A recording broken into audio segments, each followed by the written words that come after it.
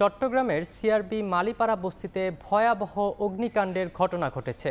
নিয়ন্ত্রণে কাজ করছে ফায়ার সার্ভিসের 2টি ইউনিট। বিস্তারিত জানাতে ঘটনাস্থল থেকে সরাসরি যুক্ত হচ্ছেন রিপোর্টার পার্থপ্রতিম বিশ্বাস।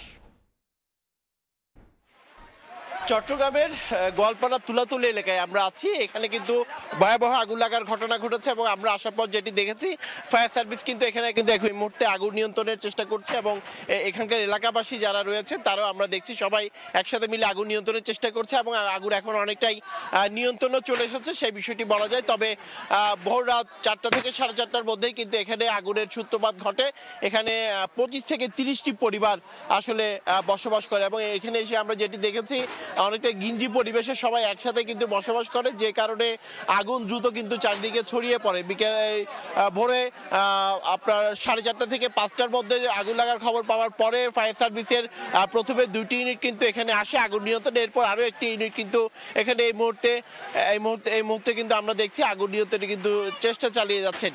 সেক্ষেত্রে আমরা এসে যেটি দেখেছি এখানে প্রায় বেশিরভাগ ঘরেই কাঁচা পাকা হওয়ার কারণে ঘরগুলো একেবারেই পুরোপুরি পুড়ে গেছে বলা যায় এবং এখানকার যারা বসবাস করতেন সাধারণ মানুষজন যারা রয়েছে তারা দেখছি কেউই কোনো কিছুই কিন্তু বের করতে পারেনি। অনেকটা নিঃস্ব অবস্থা রয়েছে সাধারণ মানুষজন। তবে কিভাবে আগুনের সূত্রপাত হয়েছে বা কিভাবে আগুন লেগেছে সেটি কিন্তু প্রাথমিকভাবে আমরা এখনো বলতে পারিনি। যখন ফায়ার সার্ভিস পুরোপুরি আগুন নিয়ন্ত্রণে আনবে তখন হয়তো তদন্ত করে দেখা হবে যে কিভাবে আগুনের সূত্রপাত হয়েছে, কারণ বেশিরভাগ মানুষই কিন্তু ঘুমন্ত অবস্থায় ছিল। এই ঘুমন্ত অবস্থায় থাকার কারণেই কিন্তু যে কোনো একটি ঘর থেকে কিন্তু আগুনের সূত্রপাত হয়েছে এবং আমরা জানি চট্টগ্রামের এই যে গোয়ালপাড়া তুলাতুলি যে এলাকাটি এটি একটি অনেকটা ঘিঞ্জি এলাকা, পাশাপাশি লাগানো প্রায় বিভিন্ন মালিপাড়া বিভিন্ন মানুষের কিন্তু বসবাস, সেই কারণে আগুন আরও ভয়াবহ হতে পারত। তবে আমরা দেখছি এখানে ইতিমধ্যে কিন্তু 25 থেকে 30টি ঘর একেবারে পুরোপুরি কিন্তু পুড়ে গেছে সেই বিষয়টি কিন্তু আমরা দেখছি এবং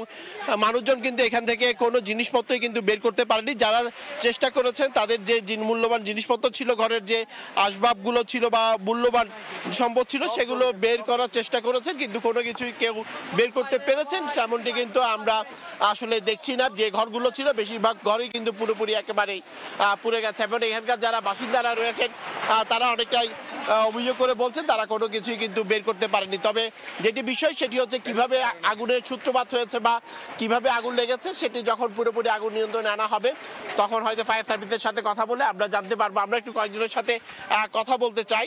কয়টার দিকে আগুনের সূত্রপাত হয়েছে বা কিভাবে লেগেছে, আপনারা কি চেষ্টা করেছেন? আনুমানিক 5:30 থেকে 6টার ভিতরে লাগছে।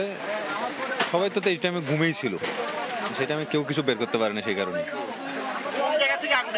আগুন লাগছে ওই পাশে একটা ঘর থেকে,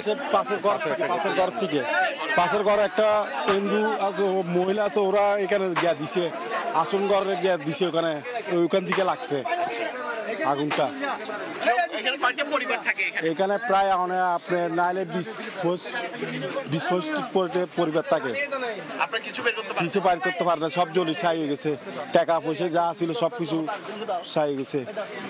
ধন্যবাদ। আমরা স্থানীয় একজনের সাথে কথা বলছিলাম যার এখানে একটি ঘর রয়েছিল, তিনি বলছেন কোনো একটি ঘর থেকে কিন্তু এখানে আগুনের সূত্রপাত হয়েছে, সেই কারণেই যে 25 থেকে 30টি লাগানো একদম ঘর রয়েছে বেশিরভাগ ঘরই কিন্তু পুড়ে গেছেন এবং ওনাদের যে মূল্যবান সম্পদগুলো রয়েছে টাকা পয়সা কিংবা গহনা কিংবা ঘরের যে মূল্যবান আসবাবপত্র কোনো কিছুই তারা বের করতে পারেনি। তার কারণ হচ্ছে সবাই ঘুমন্ত অবস্থায় ছিল এবং ভোর রাতে আগুনটি লাগার কারণে মানুষ কিছু বুঝে ওঠার আগেই আসলে আগুনের যে লেলিহান শিখা সেই লেলিহান শিখায় কিন্তু একেবারেই পুরোপুরি সবকিছু পুড়ে গেছে। সেই বিষয়টি কিন্তু আমরা এখানে আসার পরে দেখতে পাচ্ছি।